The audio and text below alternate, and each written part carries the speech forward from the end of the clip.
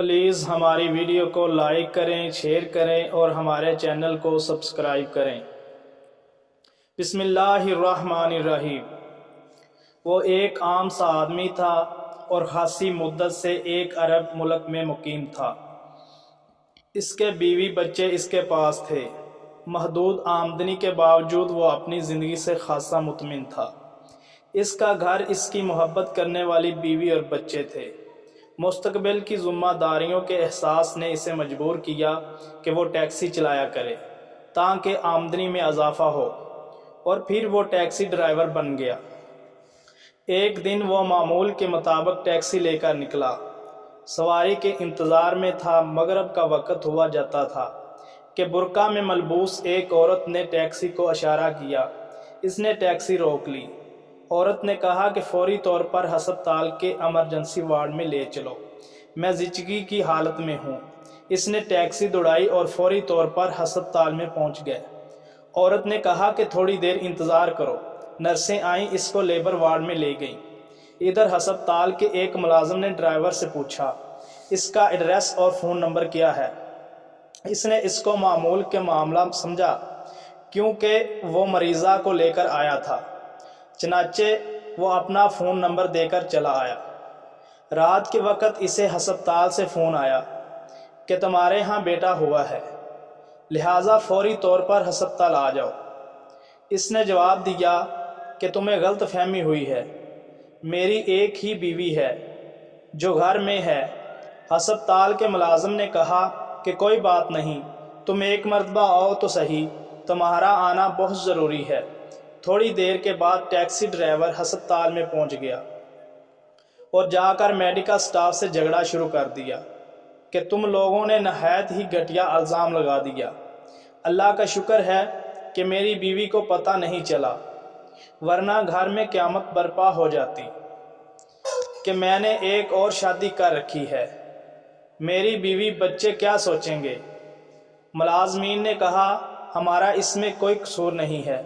جس عورت کو تم ٹیکسی میں لے کر آئے تھے، اس سے جب پوچھا گیا کہ تمہارا خاوند کون ہے تو اس نے تمہارا نام لیا۔ بچے کی پیدائش کے بعد اس عورت نے یہی کہا کہ اس بچے کا باپ ٹیکسی ڈرائیور ہے اور وہی مجھے ہسپتال چھوڑ کر گیا ہے۔ نوجوان کہنے لگا کہ میں اللہ کی پناہ مانگتا ہوں، یہ بالکل بہتان ہے، یہ گھر بیٹھے مصیبت میرے گلے آ پڑی ہے۔ کسی نے بالکل درست کہا کہ مصیبتیں اس حال میں تمہارے پاس آئیں گی کہ تم اطمینان سے سو رہے ہوگے۔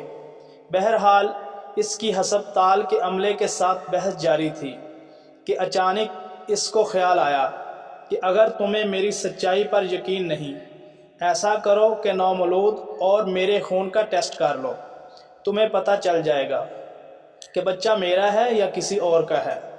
ڈاکٹروں کے لیے اس معاملے میں تصدیق ضروری تھی، لہٰذا انہوں نے اس تجویز سے اتفاق کیا اور اس کے خون کا نمونہ لے لیا۔ اب وہ ٹیکسی ڈرائیور مسلسل دعائیں کرتا رہا کہ اللہ اس آزمائش کی گھڑی میں میری مدد فرمانا۔ تھوڑی دیر کے بعد ڈاکٹر نتیجہ لے کر آیا اور کہنے لگا، نوجوان، ہم معذرت خواہ ہیں، خواہ مخواہ تمہارا وقت ضائع کیا۔ آپ کے خون کی تشخیص یہ بات سامنے آ گئی ہے کہ واقعہ یہ بچہ آپ کا نہیں ہے، اور یہ بھی معلوم ہوا ہے کہ آپ باپ بننے کے قابل ہی نہیں ہیں، کیونکہ آپ مکمل طور پر بانجھ ہیں۔ اب حیران اور پریشان ہونے کا وقت اس نوجوان کا تھا۔ یہ خبر اس پر بجلی بن کر گری تھی۔ وہ بولا، تمہاری یہ بات تو پہلی بات سے بھی زیادہ سخت ہے۔ میں کئی سالوں سے شادی شدہ ہوں اور میرے 6 بچے ہیں، اور تم مجھے بانجھ ہونے کا سرٹیفکیٹ دے رہے ہو۔ یقیناً تمہاری یہ رپورٹ بیکار ہے۔ ڈاکٹر نے اس کی رپورٹ کو عمیق نگاہوں سے دیکھا اور کہا کہ نوجوان، ہماری رپورٹ درست ہے، مگر کوئی بات نہیں، ہم دوبارہ ٹیسٹ کر لیتے ہیں۔ ٹیسٹ دوبارہ ہوا اور ڈاکٹروں نے حتمی فیصلہ دیا کہ جس شخص کا یہ خون ہے وہ کبھی باپ نہیں بن سکتا، مگر میرے 6 عدد بچے اور ڈاکٹروں کا یہ دعویٰ کہ میں باپ بن ہی نہیں سکتا۔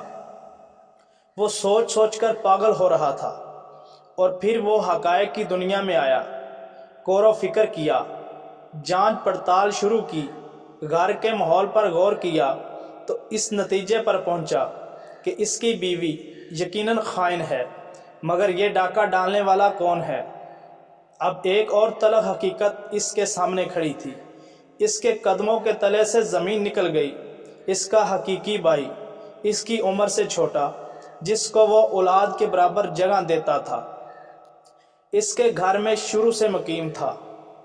اس نے موقع سے ناجائز فائدہ اٹھایا اور اپنی بھابھی کے ساتھ، ہاں اس کی بیوی کے ساتھ، کئی سالوں سے ناجائز تعلقات قائم کر رکھے تھے، اور پھر شدید دباؤ کے بعد اس کی بیوی اور بھائی نے ان ناجائز تعلقات کا اعتراف کر لیا۔ ارشاد باری تعالیٰ ہے، ظلم کرنے والوں کی کرتوتوں سے اللہ تعالیٰ کو غافل نہ سمجھو، وہ تو انہیں اس دن تک مہلت دیے ہوئے ہے جس دن آنکھیں پھٹی کی پھٹی رہ جائیں گی۔ اس جرم کے حقیقی مجرم تو وہ دونوں تھے، مگر یہ شوہر بھی اس میں برابر کا حصے دار تھا، جس نے نبی کریم صلی اللہ علیہ وسلم کے فرمان ذیشان پر کوئی توجہ نہیں دی۔ ارشاد نبوی ہے، تم لوگ تنہائی میں عورتوں کے قریب جانے سے بچو۔ ایک آدمی نے دریافت کیا، اے اللہ کے رسول صلی اللہ علیہ وآلہ وسلم، تم دیور کے بارے میں کیا فرماتے ہیں؟